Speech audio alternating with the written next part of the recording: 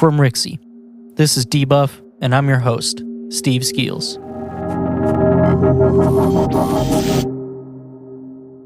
Today I'll be talking about the Crysis Remaster Delay, Hyperscape, and the second Outriders broadcast.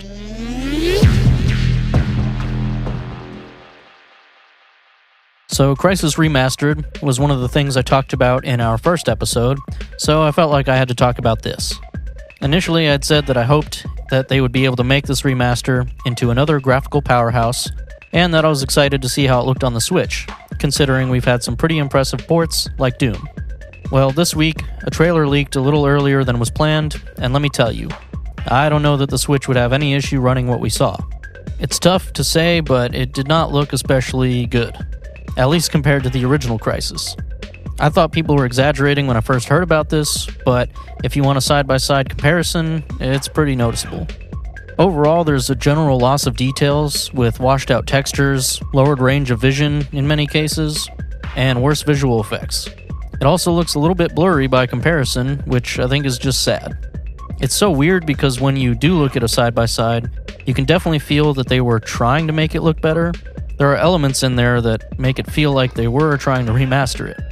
The reflections look a little bit better, the grass casts shadows now, and there's a few spots that the textures and lighting may look a little better, though I think that's subjective.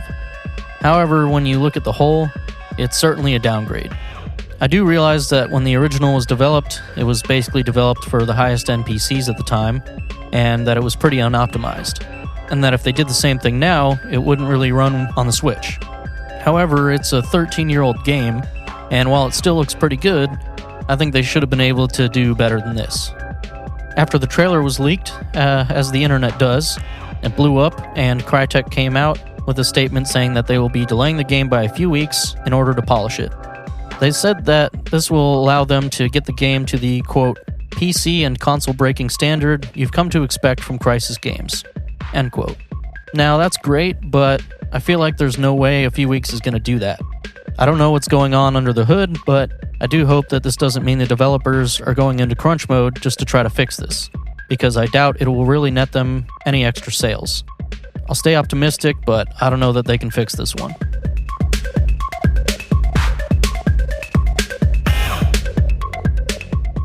Ubisoft has announced their new free-to-play battle royale called Hyperscape.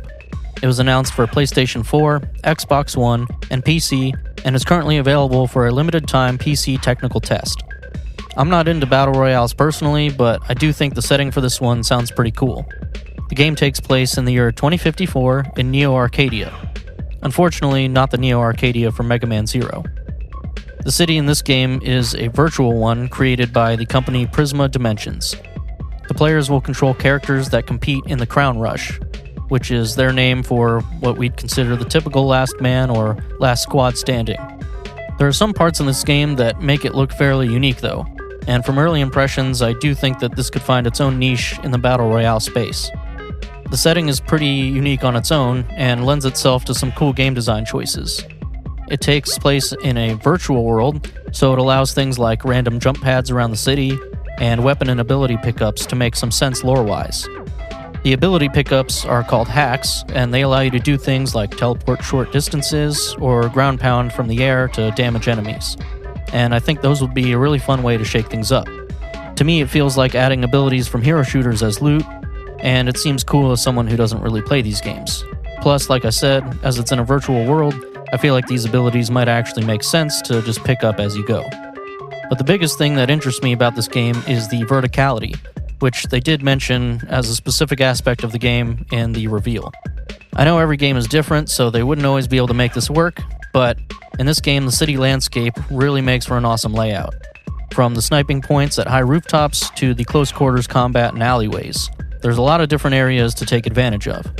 The other thing that I find really interesting is what they're calling battle events, random things that will trigger throughout the match, like infinite ammo or low gravity events.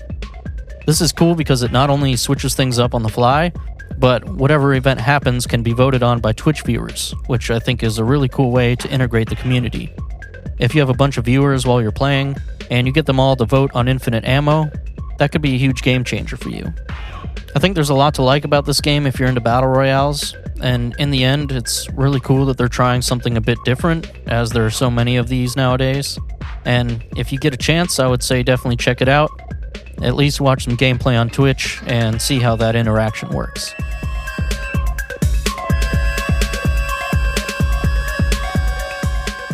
The last topic for today is the second Outriders broadcast that was shown on July 2nd. Outriders is a third-person looter-shooter developed by People Can Fly and published by Square Enix. It's coming to PlayStation 4 and 5, Xbox Series X, as well as PC via Steam this holiday. The broadcast focused on the game world's structure, the Pyromancer class, and the music. And they started off showing off the game world. It has a hub-and-spoke system where there are central areas with different arenas and pathways surrounding them and connecting to the other central locations. They say that the game is massive with many different areas to see, even some areas that are only tied to side quests that you may miss if you decide to skip over those quests. Exploring these places will be important to getting all the lore of the world. The hubs are the locations where you can get new gear, quests, and interactions with the NPCs. As you progress, the NPCs will recognize your achievements and the dialogue will change. They also showed off the truck, which is basically a mobile hub that you can edit whenever you're in one of the central locations. Whenever you go out into the world, this will act as basically your moving village. It'll turn into a campsite where you can do some basics like get new items and interact with your gear stash. After that, they showed off the Pyromancer class. This is a mid-range class that has a lot of area of effect abilities, perfect for crowd control. As with the other classes, they have their own special way to heal themselves. The Pyromancer does this by killing enemies that have been marked. It will work well with AoE attacks, since you can mark multiple enemies and then finish them all off for a large heal. Their unique powers were also demonstrated here. Many will not only mark the enemies on hit, but will also inflict burning, a status which does damage over time, as well as briefly stun the targets. Out of the Pyromancer's 8 powers, the 4 shown off here were Thermal Bomb, Ash Blast, Heat Wave, and Overheat. Thermal Bomb will set a single enemy on fire and deal additional damage over time, but if they die under this effect, they will explode and damage other enemies nearby. Ash Blast will stun enemies in the area, so you can line up additional abilities or just unload on them with your guns. Of course, you can also use this to escape to cover. Heat Wave is a mid-range attack that sends out a line of fire, damaging enemies and applying the burn effect, perfect for marking all enemies directly in front of you. And last, they showed off Overheat, which does a small amount of damage to enemies in the area, but is great for follow-ups, as it does more damage to enemies already burning.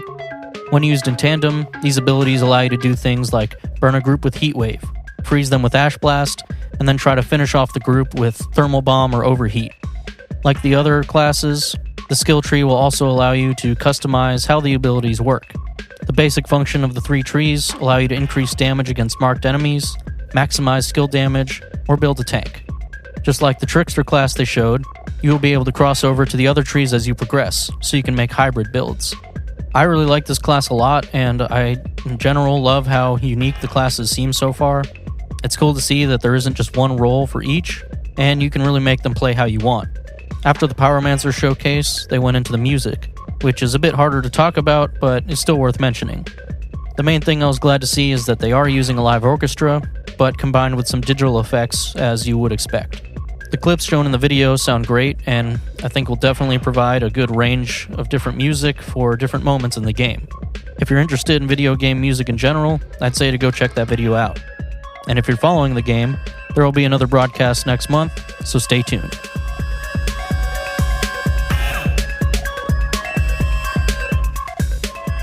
Debuff is hosted by me, Steve Skeels, edited and mixed by Mason Carlton. Follow us on Instagram at DebuffPod. That's Debuff, P-O-D. Thanks for listening. I'll see you in the next one.